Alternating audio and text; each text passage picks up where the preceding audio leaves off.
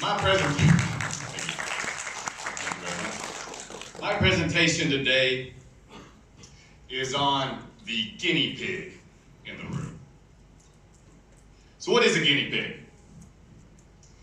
According to Merriam-Webster's dictionary, guinea pig is a small, stout-bodied, short-eared, tailless, domesticated rodent of South American origin. This is a guinea pig. However, my presentation is not on this cute little rat. There is actually a second definition for guinea pig, a darker definition. It is a subject of research, testing, or experimentation. Guinea pig is something that is tested on. We learn new information from what we call guinea pigs. Right? They are the first experiments. So who's the guinea pig in the room? Where are the guinea pigs? You. You are the subjects of testing and experimentation. What am I talking about? Talking about your smartphones. Talking about your cell phones. These things, while you've had them your entire life just about, these are brand new.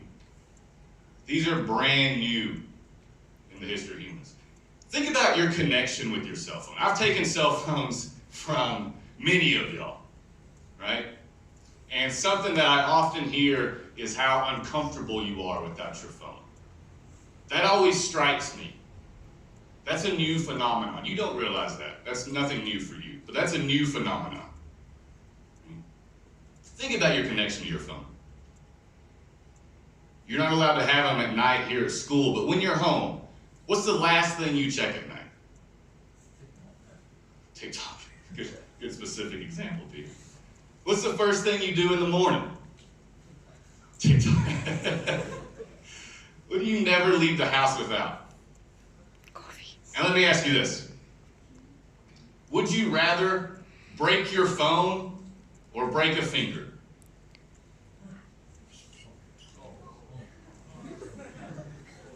The answer doesn't matter. It's if you have to think about that. Right? If that's not an immediate, I don't want to hurt myself. If it's I care more about this machine than my own well-being, then that says something. It says something quite profound. Now I want to talk about the newness of these smartphones that we have. Humans have been evolving for millions of years. That guy at the very end alone has been around for 100,000 years, maybe. Humans, as we are today, have a long, long history. And in none of that history did we have smartphones. These are brand new to human existence. Let me ask you this. What year were you born in? Peter, what year were you born in? 2004? 2004? Kara, what year were you born in? 2004 also? This is one of my middle schoolers. Yellow Hood. Yellow Hood. What year were you born? Harry, what year were you born, Harry?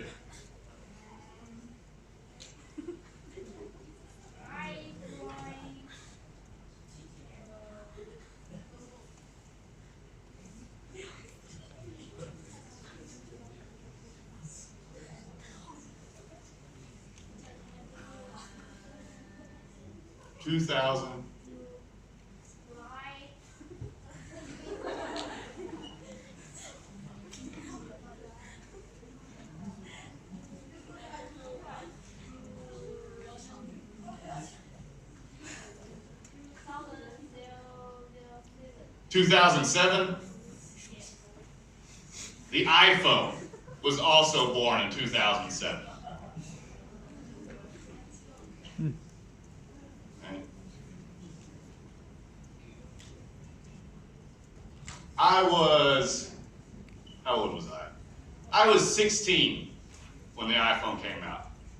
I didn't get my first smartphone until I was 23 years old. How long have y'all had your smartphones? Always? Pretty close?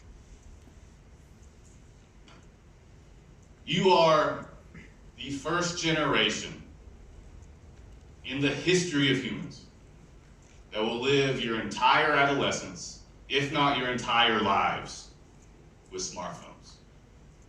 Always being connected. Always being turned on to the internet. This is a book that I did a lot of my research on, called iGen. Y'all are known, some people say anyway, y'all are known as the internet generation because of this fact. Because you were the first generation in the history of the human species that will experience almost your entire lives with smartphones. I didn't, Chad didn't, Mr. Pung didn't, your parents didn't. You're the first ones. This is what makes you guinea pigs. This is what makes you the subject of research and experimentation. We don't know what these phones do to us in the long term. We don't know how they affect adults. We certainly don't know how they affect developing brains. All we have just about right now are unknowns. You know how we're going to figure this out? We're going to see what happens to you. We're going to see what effects that he has on you, and then we're going to learn from that, hopefully. And assuming we still use phones when you have kids, you'll be able to take your experience and help raise your kids with that. Right now, nobody has that experience. Nobody else had a smartphone when they were 13. It's all new. We're all learning. You just happen to be the poor guinea pigs who we get to learn from. Now, there are some things we know. What do we know? Studies show consistently, time and time again, that more screen time results in feeling lonelier and being less happy. The author of that book says your generation is a generation on the brink of a mental health crisis. Brink means you're on the edge of a cliff. Crisis is a very bad thing. That's a scary statement for y'all. Scary statement for me to hear as a teacher for y'all. So what do we know? We know teens who spend 6 to 9 hours a week on social media are 40%, 47% more likely to say they are unhappy. 10 hours a week, 57% more likely to be unhappy. Heavy social media users increase the risk of depression by 27%.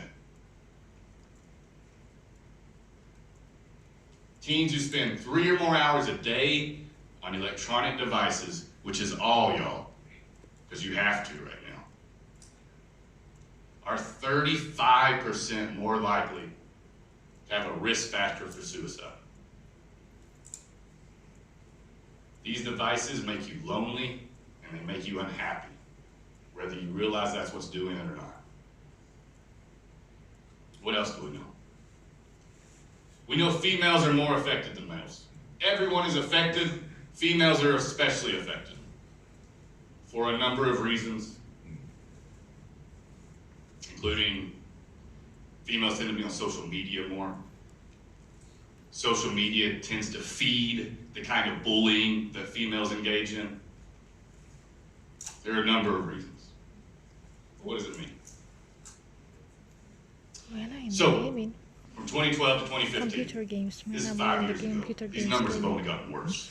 Men are more in the computer games. 2012 to 2015. Depression symptoms in teenage boys increased 21%. In girls, it increased 50%. That's 2015. That number has gone up. From 2010 to 2015, the rate of boys who say they often feel lonely increased by 27%. For females, it increased by 48%. Almost 50% more females back in 2015 felt more depressed and lonelier. From 2007 to 2015, the number of teenage boys who committed suicide doubled.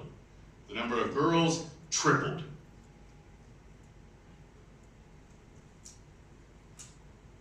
These things don't make you just feel lonelier and less happy.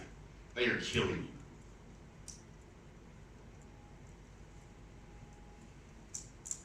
Got a couple of nice charts. iPhone was released here. Feeling of loneliness skyrocketed immediately. That has not gone down.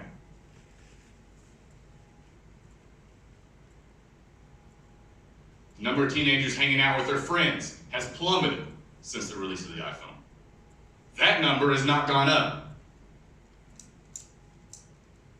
These numbers make the problem not look as bad as it is, because every year it gets worse.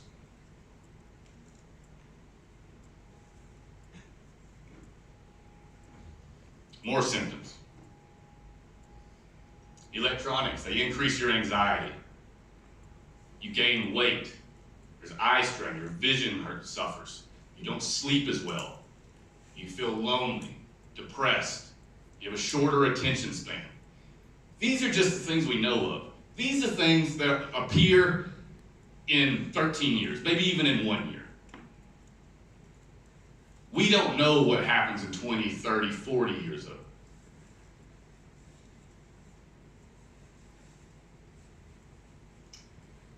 You need to be aware. You can't change the fact that you're a guinea pig, but you can be aware of it.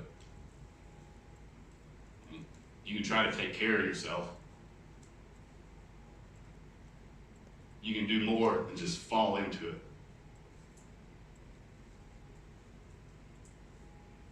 Two positive steps you can take.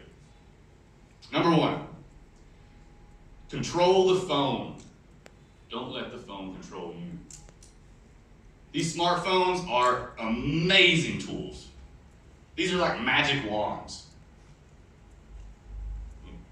They're fantastic cameras. They have a nice flashlight. They have all the information in the world at the tip of your fingers. Use that. Don't let it use you. Second one, learn to appreciate the time you spend away from your phone. Don't look at being without your phone as a punishment. Look at it as a time to disengage and to slow down and breathe. Like I said, often I take y'all's phones and I hear, I'm uncomfortable without my phone. Get used to being uncomfortable without your phone. Become comfortable without your phone. Find a way to do that. For me, I like getting out into nature. I like going and hiking around. It's one of the reasons I love Guinea. There's so much beautiful nature around here. But you don't have to do that. Find something that works for you. But learn to appreciate the time that your eyes aren't glued to your phone or your computer screen. All right, about done. So this is a journey that y'all are on, a journey nobody else is taking. It will not be easy. But you can be aware. You need to be aware. Be aware of your mind. Be aware of your body. Feed yourselves positive influences. Social media, not a positive influence. I've showed you that. The numbers show you social media is a bad influence. disengage. Don't let it control you.